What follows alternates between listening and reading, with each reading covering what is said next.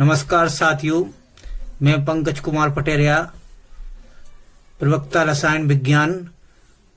आज हम बच्चों रसायन विज्ञान के अंतर्गत एक महत्वपूर्ण टॉपिक जो आप-बाऊ सिद्धांत के नाम से प्रचलित है या इसे आप-बाऊ का नियम भी कहते हैं, इसके बारे में आप पढ़ेंगे।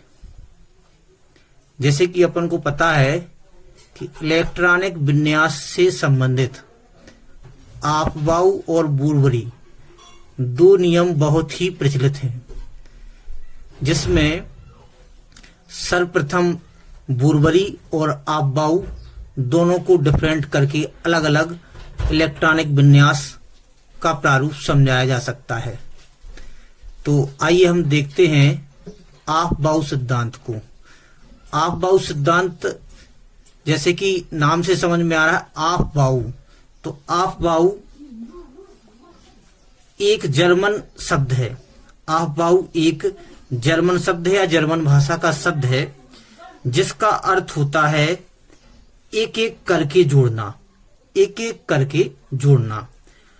इस सिद्धांत के अंतर्गत या इस सिद्धांत के अनुसार बताया जाता है कि किसी कक्षा तथा उपकक्षा में इलेक्ट्रॉनों का प्रवेश ऊर्जा स्तरों के बढ़ते ऊर्जा क्रम में एक एक करके होता है। एक क्रम भी अपन जान लेते हैं कैसे एक एक करके होता है। तो यहां देखें, सबसे पहले लिखा है जैसे 1s, पहले 1s में भरी जाएंगे, तत्पश्चात 2s में भरी जाएंगे, उसके बाद 2p, फिर आगे 3s, 3p, 4s, 3d, 4p, 5s, 4d, 5p, 6s, 4f, 5d, 6p, 7s, 5f, 6d और 7p, और यहां तक आगे 8s भी आ जाता है। 8s तक ऐसी क्रमशः एक क्रम चला जाता है आगे तक ऐसे। तो इसमें प्रायः ये जो क्रम है आपको समझ में आ रहा होगा, एक ऊर्जा स्तर से अगले ऊर्जा स्तर में बढ़ता हुआ क्रम है। एक एक करके पहले 1 फिर 2 ऐसे बढ़ता हुआ क्रम है। तो अगर देखा जाए चूंकि, तो इसको हम ऐसे याद नहीं कर सकते, इस तरीके से इसको याद नहीं कर सकते। तो इसको समझने के लिए बहुत ही आसान और सरल तरीका मैंने बनाया है, जो आपको आसानी से पूरा सिद्धांत याद हो सकता है।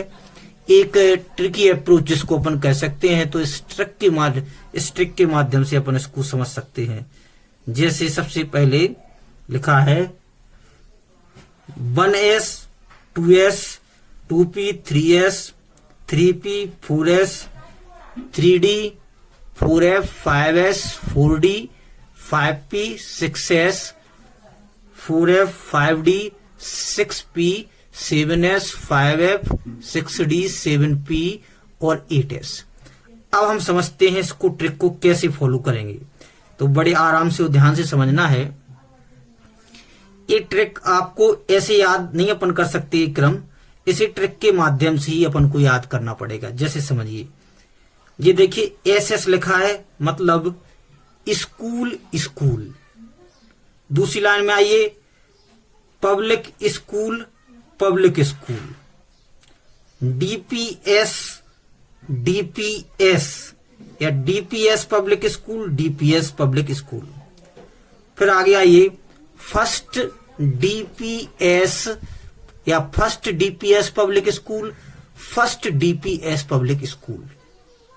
इस तरीके से अपन कर लेंगे। एक बार फिर से देखिए, SS लिखा है मतलब स्कूल स्कूल। P से पब्लिक स्कूल, यहाँ S से school, public school public school.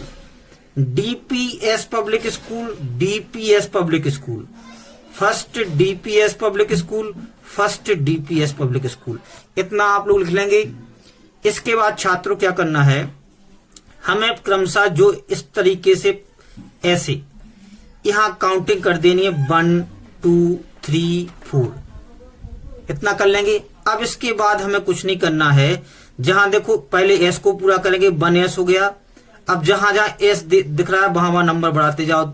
ये 2s, आगे एस कहाँ है 3s, आगे बढ़ाते जाओ 4s, आगे बढ़ाते जाओ 5s, आगे आओ 6s, फिर आगे आओ 7s, और इस तरीके से यहाँ 8s। एस कंप्लीट हो गया अब आपका। इसके बाद पी देखो, पी कहाँ है 2p है, 2p के बाद अगला क्या हुआ 3p। तो क्रम देखो पी कहाँ है, ये है p 3p, आगे जाओ पी कहाँ है 4p, आगे जाओ कहाँ है 5p, फिर ऐसे क्रम से आगे बढ़िए 6p, और आगे बढ़ते जाइए 7p। अब हमारा p भी कंप्लीट हो गया है। फिर इसके बाद देखिए अब आते हैं हम SP डी पे।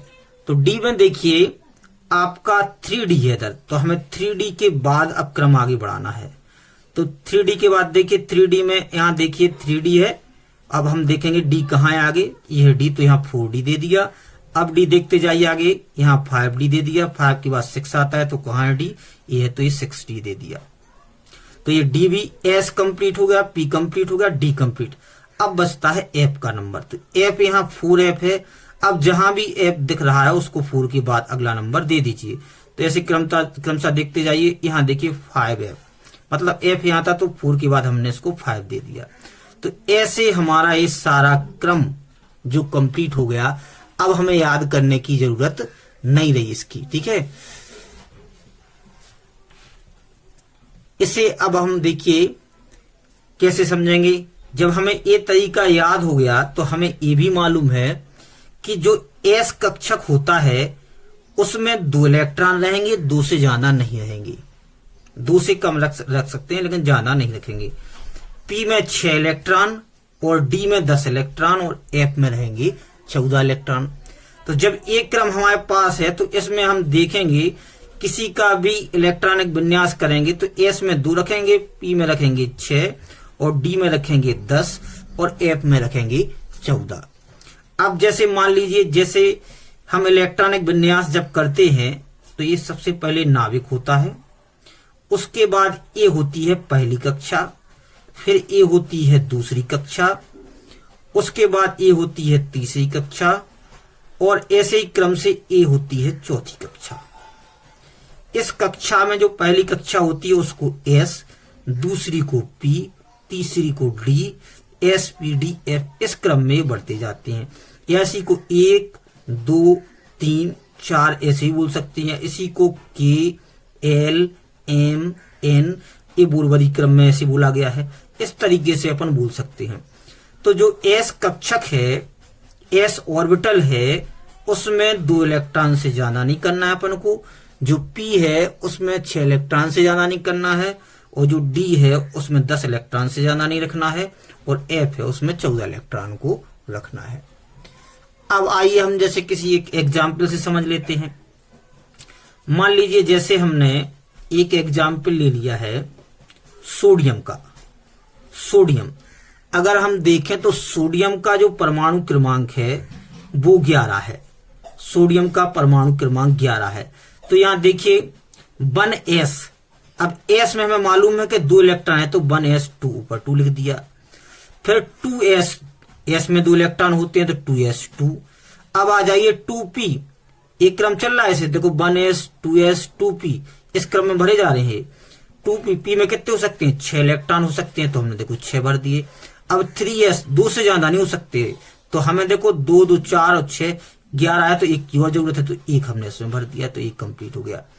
अब इस तरीके इसका मतलब ये है कि हम इस क्रम में भरेंगे, पहले 1s फिर 2s फिर 2p फिर 3s फिर 3p फिर 4s 3d, ऐसा क्रम यहाँ क्रमशः बढ़ता जाएगा। 4p 5s 4d 5p 6s 4f 5d और फिर क्या नाम 6p और 7s 5f 6d 7s और लास्ट में 8s।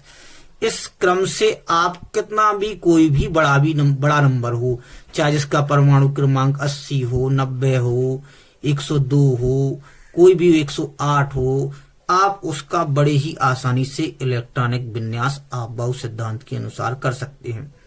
वैसे अगर देखा जाए तो एक क्रम आपको फिर रटना पड़ता था, आप उसमें बहुत सारी गलतियां करते थे।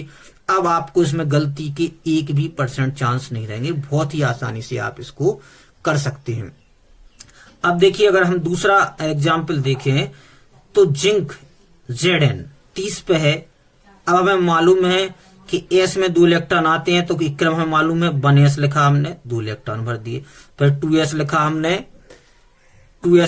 2 इलेक्ट्रॉन भर दिए, फिर हमने क्या लिखा 2p लिखा, 2p में कितने होते हैं 6 होते हैं, तो हमने 6 भर दिए। फिर आगे क्रम देखिए 2p के बाद क्या है 3s है, 3s 2 होते हैं 2 भर दिए। 3ps के बाद 3p में कितने होते हैं 3p में 6 होते हैं, भर दिए हमने। 4s s में 2 होते हैं, हमने भर दिए। ठीक है, अब 3d आता है। अब 3d देखो यहाँ चले जाओ 3d a है, 3d यहां से देख लो d में 10 से ज्यादा नहीं, 3d 10, तो 10 और 2 12 और 6 18 और 2 20 और 6 26 26 और 4 a 30, तो 30 ऐसे करके कंप्लीट हो गया। ऐसे आप इलेक्ट्रॉनिक विन्यास बहुत ही आसानी से, बहुत ही सरल तरीके से कर सकते हैं। अब इसमें कुछ अपवाद स्वरूप भी होते हैं, तो इन अपवाद स्वरूप में एक अपवाद अपन समझ ले रहे हैं। जैसे देखिए 24 क्रोमियम, क्रोमियम का परमाणु क्रमांक 24 है। 24 के बाद कॉपर भी होता है 29 पे, वो भी एक अपवाद है। तो क्रोमियम का अपवाद में इसका इलेक्ट्रॉनिक विन्यास देखें अपन तो सबसे पहले 1s2 2s2 2p6 3s2 3p6 4s2 3d4, ये इसका जो एक्चुअल है अपना इलेक्ट्रॉनिक विन्यास वो यहां दर्शाया गया है। अब अपवाद स्वरूप यहां देखें अगर, तो यहां जो 4s है 4s2 है वो 2 ना हो के 1 होना चाहिए था, और 3d में 4 की जगह 5 होना चाहिए था, क्योंकि यहां मालूम है कि 3d में अधिकतम कितने हो सकते हैं 10 इलेक्ट्रॉन हो सकते हैं, अपन को मालूम है 10 इलेक्ट्रॉन हो सकते हैं। इसमें ये पता है कि 2 हो सकते हैं या 2 से कम हो सकते हैं, ये तो अपन जानते हैं। हाँ 3 नहीं हो सकते, तो इसमें अगर कम कर दें तो कोई दिक्कत नहीं, इसमें 1 बढ़ा दें तो कोई दिक्कत नहीं। ऐसा क्यों करते हैं वो कारण भी समझ लीजिए। जैसे मान लीजिए 4s2 है तो अपन ने इसको फुलफिल कर दिया, 3d4 है तो एक एक करके अपन ने इसमें इलेक्ट्रॉन डाल दिए। तो जो ऊर्जा का स्तर है वो बड़े से लेके कम की ओर हो रहा है। अपन को ऊर्जा स्तर चाहिए है बढ़ते हुए क्रम में, एक एक इलेक्ट्रॉन डाल के अपन को रखना है, ऊर्जा स्तर को बढ़ाना है। ठीक है, एक एक क्रम से अपन ऊर्जा स्तर बढ़ाते हैं। तो यहां अपन समझेंगे, जैसे देखिए यहां 2 इलेक्ट्रॉन है, लास्ट कक्षा अपन ने ये ली है, इसकी एक कक्षा है जो ए 4s2 और 3d4, तो 4s2 में 2 और 3d4 में 4 इलेक्ट्रॉन अपन ने ऐसे भर दिए हैं। अब 4s1 में 1 आएगा और 3d5 में ऐसे करके 1 1 1 1 5 इलेक्ट्रॉन अपन ने भर लिए। तो ये जो एक एक करके क्रम है ये मोर स्टेबल होता है, इसकी अपेक्षा ये ज्यादा स्टेबल होता है। तो इसी स्टेबिलिटी को बढ़ाने के लिए ही ये जो अपवाद है वो अपवाद रखा गया। इसी प्रकार से अगर मान लीजिए कॉपर भी होता तो कॉपर में भी यही क्रम रहता, क्योंकि कॉपर भी क्या है एक अपवाद है। तो इस तरीके से आपबाउ सिद्धांत को बहुत ही आसान तरीके से हम समझ सकते हैं। आपबाउ सिद्धांत के बाद अगर हम बात करें तो बोरबरी ने भी इसी से मिलता जुलता हुआ सिद्धांत दिया है। तो बोरबरी की संकल्पना जो थी, तो बोरबरी का कहना यह था कि किसी भी कक्षा में इलेक्ट्रॉनों की संख्या 2n² हो सकती है, 2n² हो सकती है। तो इसी क्रम में बोरबरी ने जे पहले नाभिक, फिर पहली कक्षा, फिर दूसरी कक्षा, फिर तीसरी कक्षा, फिर चौथी कक्षा, इस प्रकार से कक्षाएं बताई।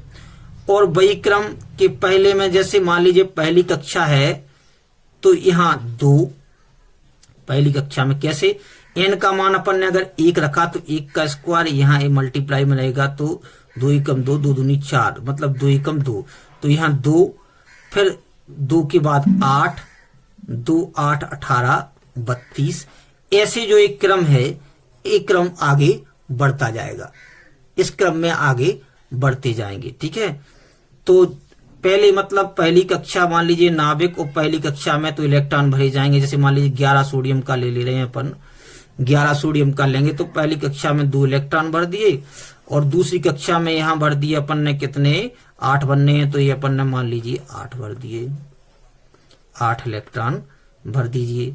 तो 8 और 2 10 हो गए, अब बचा 1, तो अगली कक्षा में 1 भर दीजिए। तो पहली कक्षा में 8 2 हो गए, दूसरी में 8 हो गए, तीसरी में 18, तो 18 से कम रख सकते हैं, ज्यादा अपन नहीं रख सकते। तो इस प्रकार से ये दोनों नियम हैं। तो दोनों ही बहुत ही आसान नियम हैं। आशा करते हैं कि आपको अच्छे से समझ में आए होंगे। बहुत बहुत धन्यवाद।